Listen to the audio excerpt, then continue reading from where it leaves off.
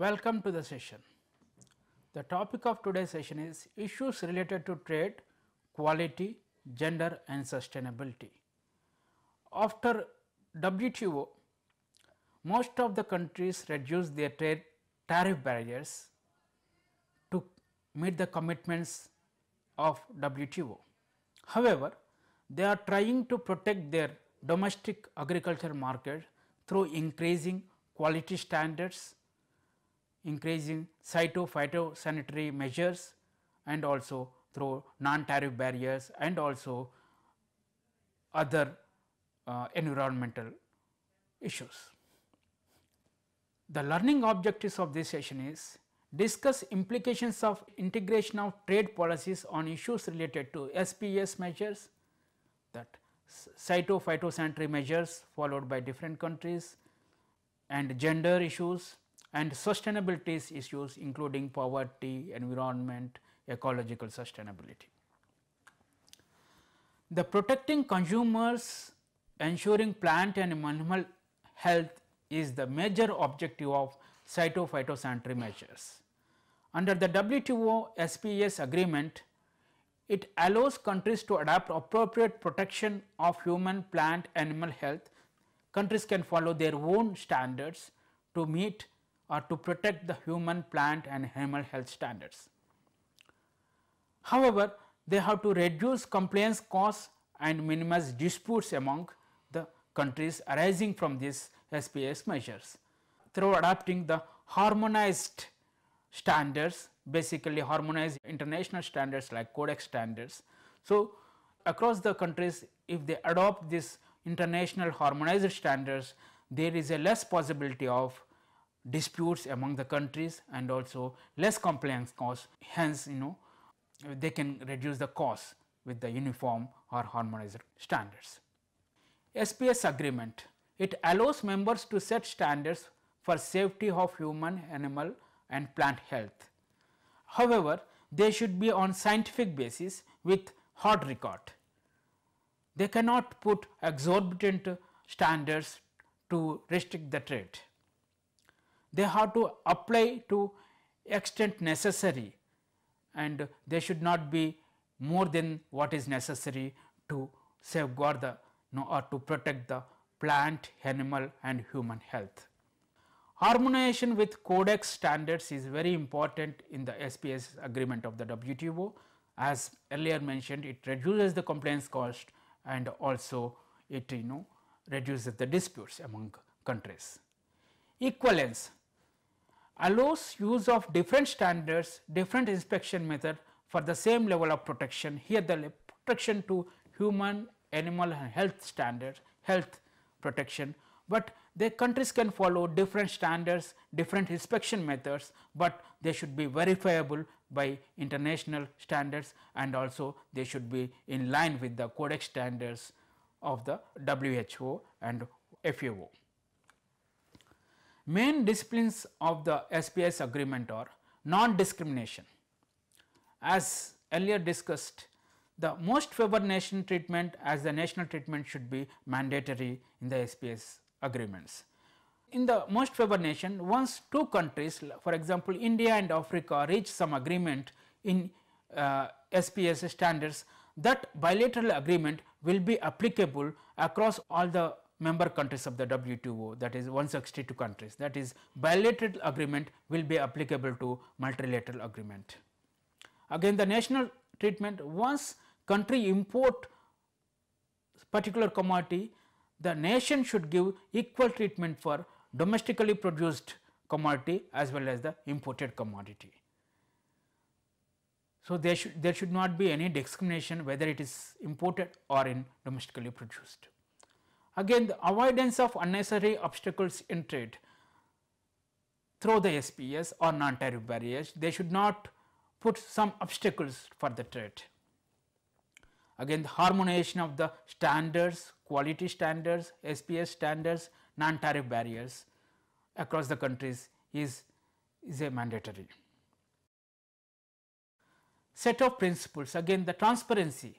For example, while you are setting some SPS standards, you have to follow transparency mechanisms That means what procedures you have followed and how they have been tested, and how they are applicable to different countries, different commodities. All they should be transparent. They should notify these measures in the WTO. Again, their openness, they have to disclose what is their standards, how they can be replicated in different countries, so that exporters can easily verify those standards in their own countries. And impartiality and consensus, there should not be any partiality among the countries while applying the SPS standards, and also it is based on the consensus among the countries. It is not unilateral, and it should take into account the developing countries' perspective also. Effective and relevant, here the effective and relevance is in regard to the protection of human health, animal health and the plant health. These SPS measures should be effective in increasing protection of human health, and they are also relevant to the protection of human health. Irrelevant and ineffective SPS measures should not be there. And coherence, the SPS standards of each country should be coherent with international standards like Codex standards, then only they are verifiable across the country. Development dimension, these SPS standards of different countries should also link into the developing country standards or the facilities or the farmers' conditions while developing these standards. So, in the recent years, as per the WTO commitments, all the countries they reduced their tariffs. However, they increased their technical barriers, technical measures like non-tariff barriers or phytosanitary measures. For example, in 1991 only 1500 notified technical measures are there. Now more than 3500 technical measures are there. Over all the countries are increasing their technical non-tariff barriers in the recent past to in the WTO regime. And impact of unfair SPS measures is very serious in case of developing countries and least developed countries. For example, according to a WTO study, strict European Union standard allowing for only 4 parts per billion of total aflatoxin foods, especially cereals, dried fruits and nuts, for direct human consumption is estimated to decrease African exports of these products by 64%. Here the European Union has applied 4 parts per billion aflatoxin standards, whereas the Codex standard is 15 parts per billion. So, it increased the standards. As a result, the African countries are not able to export and their exports decreased by 64%. It is also similar across all the commodities.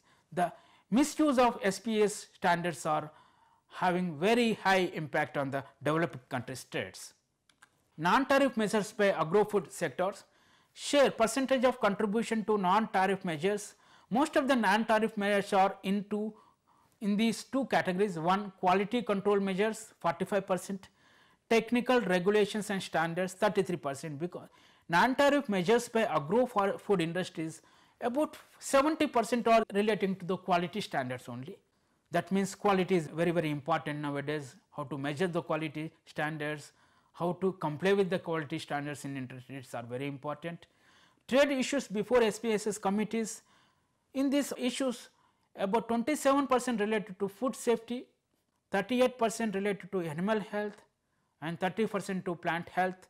So, about 90% relating to food health, animal health and plant health in the SPSS committee issues. Again, the Codex standards, basic principles, the international standards combinedly by Food and Agricultural Organization and World Health Organization. Technical specifications to be very specific in nature, they should not be general, the size, color, etc. They have to document good manufacturing practices. Each exporter has to follow these things. And food composition and quality, they have to explicitly mention what is the food composition and quality, and also what are the hygiene practices they have followed while preparing, packaging and exporting, and also what are the safety measures they have followed from cultivation to ultimate reaching the ports of the exporting countries, and what are the additives they have used while mixing with the food, And contaminants, what is the threshold level of contaminants, what are the actual contaminants in the food also should be mentioned, and labeling standards, they have to specify all these things in the labeling. And analysis and sampling, what type of analysis and sampling methods they have used while examining or analyzing the standards and maintaining standards. These are the basic principles all the exporting countries, all the exporters of food and agro processing industries have to follow in the international arena. SPS measures implementation, again the SPS measures implementation is very problematic. Developed countries adopt very high standards and it is mostly unattainable by the developing country exporters, and less transparent systems, what type of protocols they have followed is not known to many of the exporters or even exporting countries. Not accepting equivalent SPS measures, they are not accepting codex standards. For example, in case of European Union, they are not following the codex standards, while the codex standards are harmonized standards across the world. And the referral and recall facilities in the developing countries are not existing. Most of the developing countries they do not have, they have to send their samples, food samples to the developed countries to get permission. And the processing and transportation infrastructure is also very less in the developing countries. Required SPSS analysis is not existing in the, especially in the remote village and export hubs, even in export hubs in the developing countries in Africa and Asian countries. Pest risk analysis, chemical analysis and technical skills, all these are very much lacking in the developing countries. They do not have what skills required to biosafety, biocontrol skills are not there in the developing countries, governments as well as in the private sector. So, these are all some of the problems faced by the developing countries to export to or to meet the high standards of the developed countries. SPS measures affecting India's trade. Ban on imports of fresh fruits, vegetables, meat and by China. In the recent years, China banned India's fresh fruits, vegetables and meat due to the SPS standards. Again, Australia banned mango imports from India. European Union banned Indian vegetables recently. Again, UAE banned mangoes and vegetables from India. However, even India banned European pork and ham in the recent years as a retaliation, or some argue it is a retaliation measure against European ban of vegetables. So, the international and national agencies which are involved in the standards, as I already mentioned, if you would WHO Codex standards, it is there, and Office of International Des Epizooties, OIE for animal health, International Plant Protection and Convention for plant health, and these are all international agencies. While in come to national agencies, Bureau of Indian Standards and also Export Inspection Council for most of the export commodities, and also India recently adopted the Food Safety Standards Authority of India for domestic, district level or state level food safety standards are in line with the WTO commitments. Now, we come to the gender inequalities and trade. We all know that women constitute about 70% of the agriculture workers both in Africa and India and also in Asia. And unpaid work, they are mostly unpaid work, informal workers, home based workers, they do not have any protection or regulation, and they are mostly into manual labor and they do not have any skills to do some higher level of works, and they are also majority of street vendors. So, all these works are somehow linked to the international trade.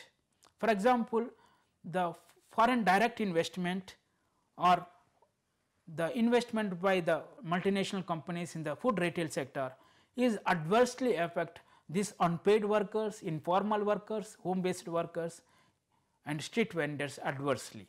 So, whatever the international arrangement, policies or even agreements, they have to take care of what is happening through these agreements to the women, or what is the implications of gender of this international trade. Mostly they are adversely affected. How we can within these agreements, there should be some measures to how to reduce these adverse effects on women. And a gender action plan, promotion of gender awareness in trade issues across the globe, even within the developed and developing countries, is very much required.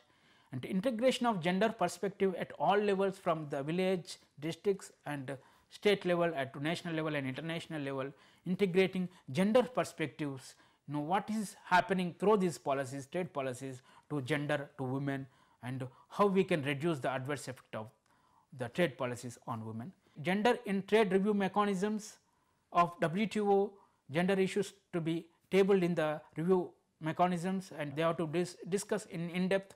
If required, they should launch some research studies what is happening to women through these trade agreements. Visibility of gender trade links in trade analysis through publications, policy briefs or advocacy needs to be done either through public agencies or even NGOs or private sector. Again, sustainability and trade issues are very important, because in the WTO mandate it is mentioned that the incomes of the poor should be maintained.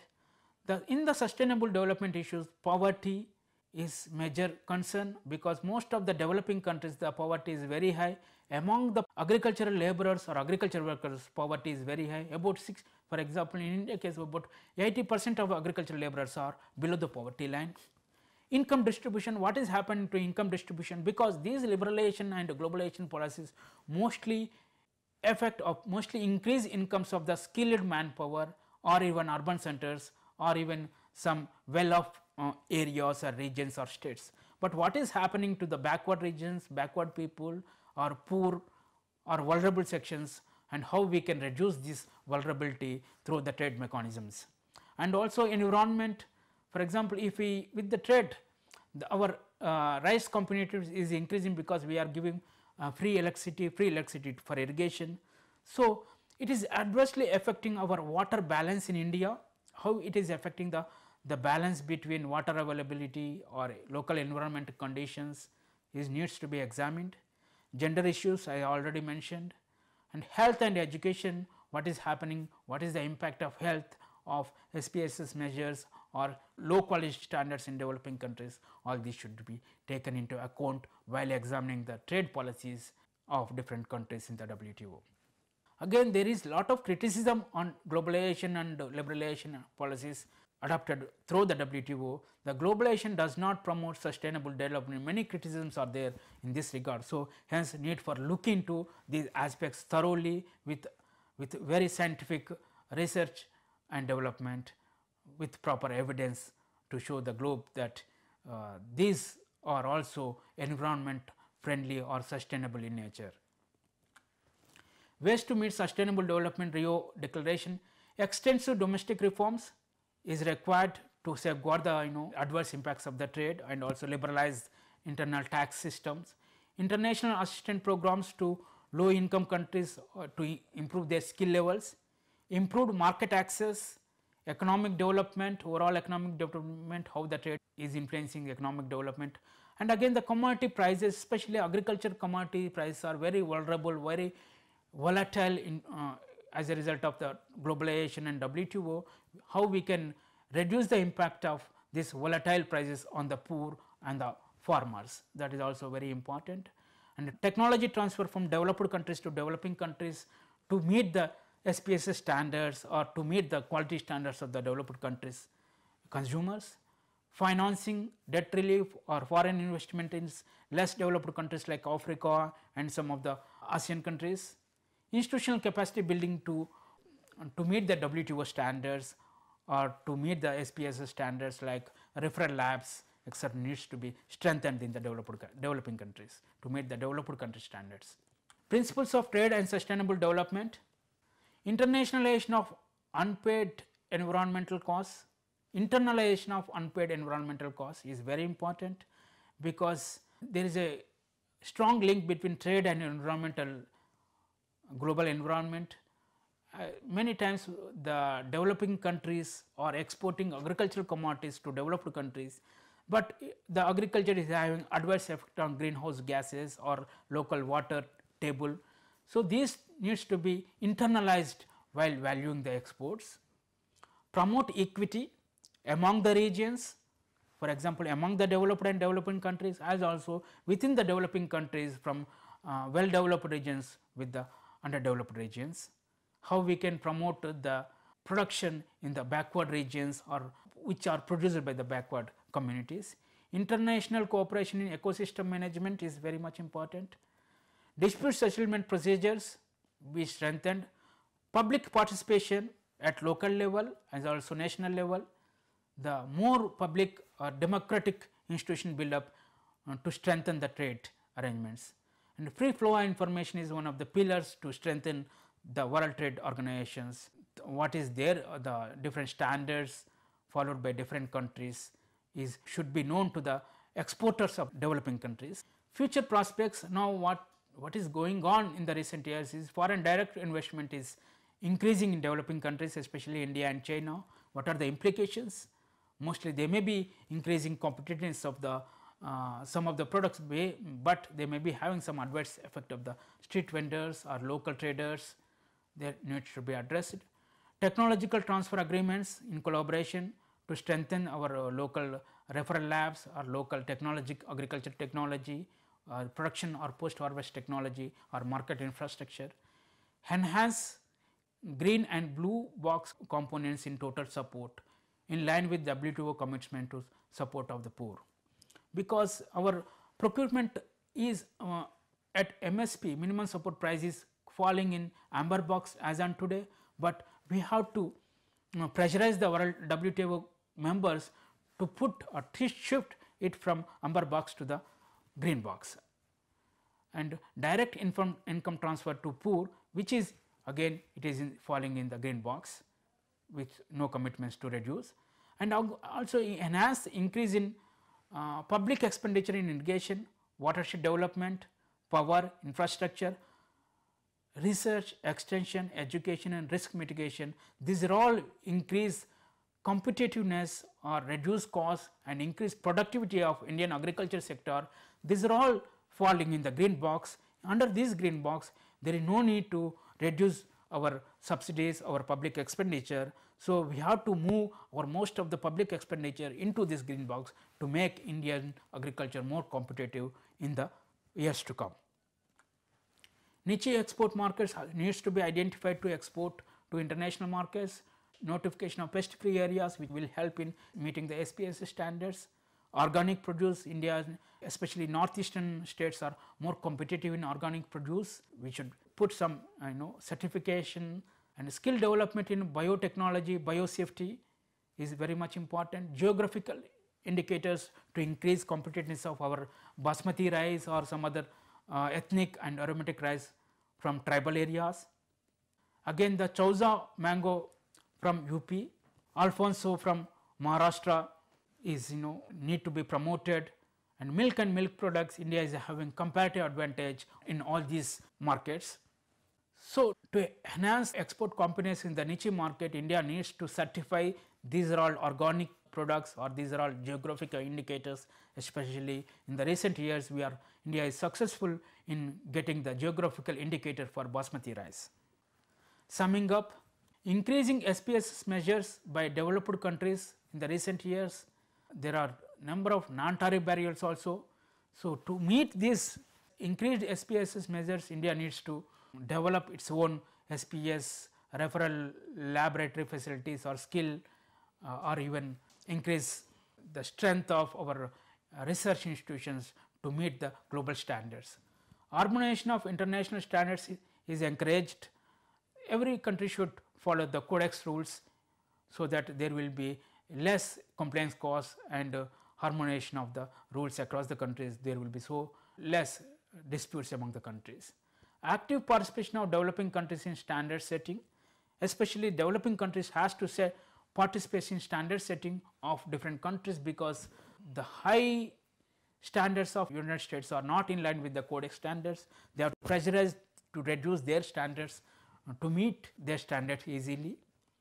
Developing countries need technical assistance from the developed countries, especially in SPS measures and quantifying the losses due to this.